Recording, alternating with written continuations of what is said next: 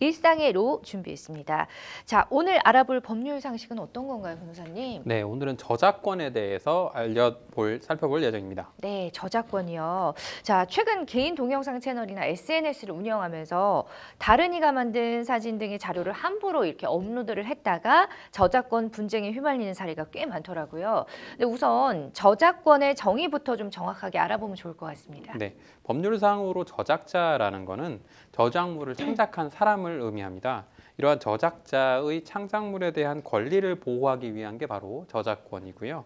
대표적으로는 저작 인격권 그리고 저작 재산권이 있습니다.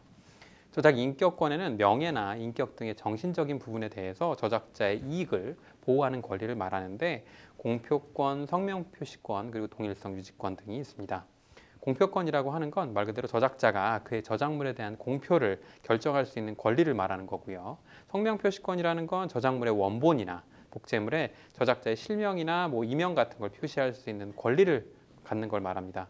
마지막으로 이제 동일성 유지권이라는 건 저작물의 내용이나 형식, 제호의 동일성을 유지할 권리를 가진다는 것인데 저작물도 저작자의 인격의 일종으로 보고 다른 사람이 마음대로 퍼뜨리거나 변경해서 명예를 훼손하는 일이 없도록 사전에 법으로 보호하고 있는 게 바로 저작 인격권입니다. 네. 음반이나 디지털 저작물 등을 리메이크할 때 원작자의 사전 동의를 얻는 행위도 이러한 인격적인 측면과 관계가 깊고요. 이제 크게 두 번째로는 저작 재산권을 들 수 있는데 저작 재산권은 저작물에 대한 재산상의 이익, 앞서 인격권과 달리 보호하는 권리이기 때문에 복제권, 공연권, 공중송신권, 전시권, 배포권, 2차 저작물 작성권 같은 여러 가지 권리를 포함하고 있고요.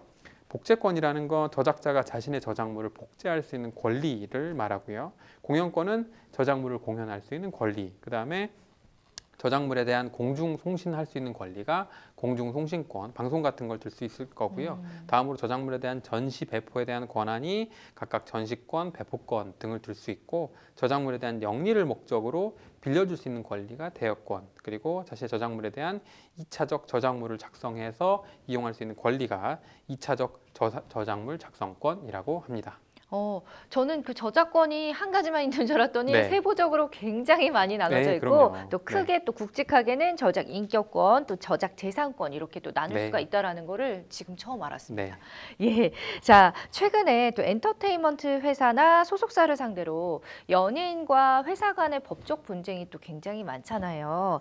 특히 어떤 가수가 자신의 음원 수익을 회사로부터 부당하게 착취당하고 정산을 제대로 받지 못하는 사건도 최근에 있었는데 이런 경우는 저작권에 해당이 되는 건지 궁금합니다. 네, 물론입니다. 그래서 저작 인격권 앞서 말씀드린 저작 재산권과 함께 저작 인접권도 있는데요. 네. 이는 이제 실현자, 음반 제작자, 방송 사업자에 대한 권리를 보호하기 위한 것인데 실현자라는 건 저작물을 직접 표현하거나 혹은 저작물이 아닌 것을 이와 유사한 방법으로 표현하는 자료나 실현, 지휘, 연출, 감독하는 사람을 포함하는데요.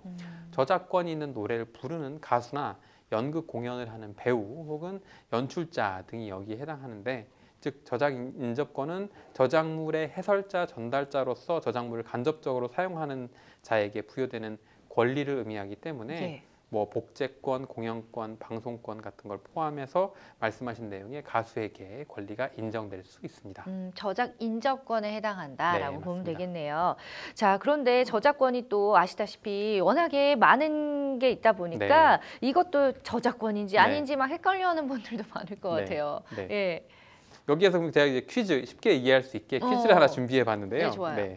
다음 중에 저작권법을 위반하지 않은 사람은 누구일까요? 네. 라는 질문으로 제가 만들어 봤는데 네. 여기 넷 중에 셋은 결론적으로 위반을 한 거고 한 명은 위반하지 않은 사람인데요. 예. 첫 번째는 자격증 시험의 기출문제를 커뮤니티에 올린 네. A가 있고 인터넷 신문 칼럼을 복사해서 개인 블로그에 올린 B가 있고요. 네. 해외 드라마 자막 파일을 제작해서 드라마 팬카페에 올렸던 C가 있고 네. 음반 표지, 앨범 재킷을 자신의 병원 홍보 블로그에 올린 D가 있습니다. 와, 진짜 헷갈리는데요. 네, 넷 중에 누굴까요? 제 개인적으로는 3번? 3번. 네. 네. 모르겠어요. 3번도 저작권법을 위반한 사람으로 보고 있고요. 아, 네. 그렇군요. 네. 정답은 4번 D였는데요. 정말요? 네. 오, 여기서 네. 조금 헷갈리실 수 있는 부분, 더군다나 뭐 홍보 블로그라고 하니까 이거 저작권도 그러니까요. 침해한 거 아니야?라고 이제 보실 수 있는데 네. 이와 관련해서는 어떤 결정이 있었냐면 네. 보통 환자들이 병원 홍보 블로그에 올라온 음반 표지를 보고 뭐 해당 연예인이 그 병원에서 치료를 받았다고 판단하거나 병원을 음. 선택하는 것은 아니다. 이렇게 보고 있어서 네. 가령 연예인이 병원에 가서 사진을 찍었다거나 의사와 개인적인 친분이 있는 사진 이것들과는 달리 네. 네, 앨범 사진만으로는 병원과 그 연예인이 관련이 없다고 판단해서 또 병원에서 음반 표지를 올려서 얻는 이익이 연관성으로 없다고 보기 때문에 저작권을 침범하지 않았다라는 결정이 있었다고 합니다. 이게 약간 지금 교묘한데 병원에서 네, 살짝 노린 그러니까요. 것 같은데요. 네. 그죠? 건강을 좀 잘 피해갔다는 방어하신 것 같기도 그러니까요. 하고요. 네. 생각이 듭니다. 네. 네, 자, 혹시나 창작물을 만드는 또 시청자분들 요새 너무 많잖아요. 네. 크리에이터들이 많은데 네. 그런 분들께 도움될 만한 저작권 관련 사례가 있다면 좀 예를 들어주시면 좋을 것 같아요. 네, 거창한 가수, 거창한 권리 이런 경우 이외에도 뭐 가령 실제 A 같은 경우는 뭐 한 출판사에서 주최한 소설 공모전에 응모했지만 낙선했다고 해요. 네. 그런데 몇 달 후에 출판사에서는 그 응모를 할 당시에 모든 응모작에 대한 권리는 주최 측에 귀속된다라고 공지를 했었기 때문에 A의 작품도 주최 측에 귀속된다라고 해서 네. 책으로 무단으로 동의 없이 출간을 했다고 해요. 이 경우에 A는 작품에 대한 저작권이 있을까요, 없을까요? 네. 없지 않을까요? 넘어가지 않았을까요? 네, 모르겠네요. 그러니까 그래서 결론적으로는 여기에선 종전의 문제가 있었고 네. 개선된 내용이 나오는데요. 네. 네, 원래 저작권법 제10조에 따르면 그 공모전에 출품된 응모자의 저작권은 응모자, 그러니까 A한테 원래 있는 게 맞습니다. 그런데 일부 주최 측에서 약관, 최초의 응모를 하게 하는 약관에다가 이제 조항을 악용하는 조항을 넣어서 네. 저작권법에 위반해서 응모자의 아이디어를 괄취하는 사례들이 빈번했었고 예. 그래서 작년 8월이죠.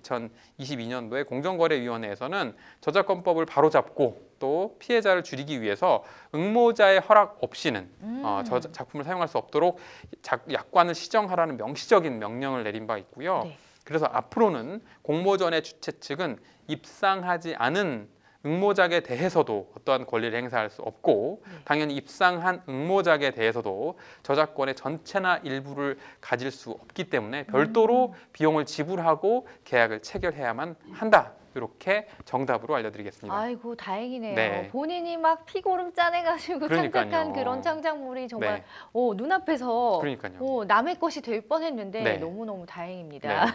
자, 그렇다면 만약에 요즘 방송 유행어들도 굉장히 많잖아요. 그런 것들을 카피하는 거는 네. 저작권 침범이 적용되는지요? 이게 좀 민감한 주제이기도 하고 실제로도 많이 다투어졌던 예인데요. 네. 실제로 개그맨 A씨 같은 경우에는 자신의 유행어 중에 뭐 잠깐이라는 표현이 라디오 광고에서 독특한 톤과 함께 무단으로 패러디된 거를 알게 됐다고 해요. 네. 그래서 이때도 뭐 가령 라디오 광고 제작사를 상대로 손해배상을 받을 수 있을까요? 없을까요? 요거는 혹시 MC님께서 네. 잠깐? 네. 이거는 누구나 하는 얘기 아닌가요? 저도 지금 잠깐 이렇게 네. 할 수 있는 거잖아요.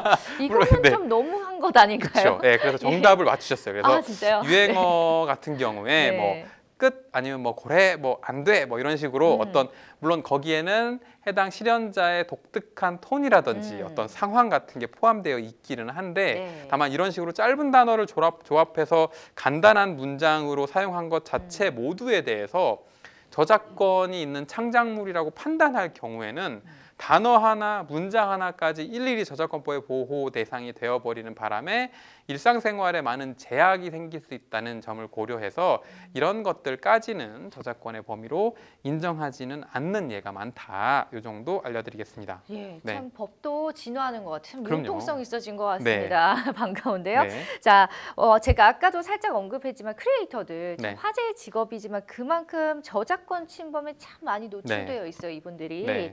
자, 자, 관련 사건도 많았다고 하는데 네. 이분들을 위해서 저작권 관련한 팁을 좀 주신다면요? 네, 그러니까 유튜버라고 하죠. 아니면 네. 또 뭐 각종 SNS 음, 들을 사용하시는 분들이 많이 늘어나고 또 이를 통해 맞아요. 수익 활동을 할 수 있다는 이유로 네. 개인 채널을 개설하는 분들도 많아졌는데 음. 반대로 그 과정에서 본의 아니게 혹은 중요성을 인식하지 못해서 법적 분쟁에 휘말리는 예가 매우 많아지고 있어서요. 네. 일단 원칙적으로 어떤 컨텐츠를 사용하실 때는 사용이 가능한 저작물을 먼저 확인하시는 게 중요하다. 그래서 뭐 사용 가능한 음악이라든지 이미지, 동영상에 대해서 무료 라이브 컨텐츠 같은 걸 제공하는 저작권이 확인된 컨텐츠들을 사용하시는 게 좋고 예. 또 유료 음악이나 이미지를 사용하실 경우에는 반드시 라이센스를 구매하고 사용 범위까지 확인하셔야 합니다. 그래서 저작권 허가를 받기 위해서 연락해서 라이센스 구매하시는 게 가장 좋고 네. 편집과 변형을 하실 때는 기존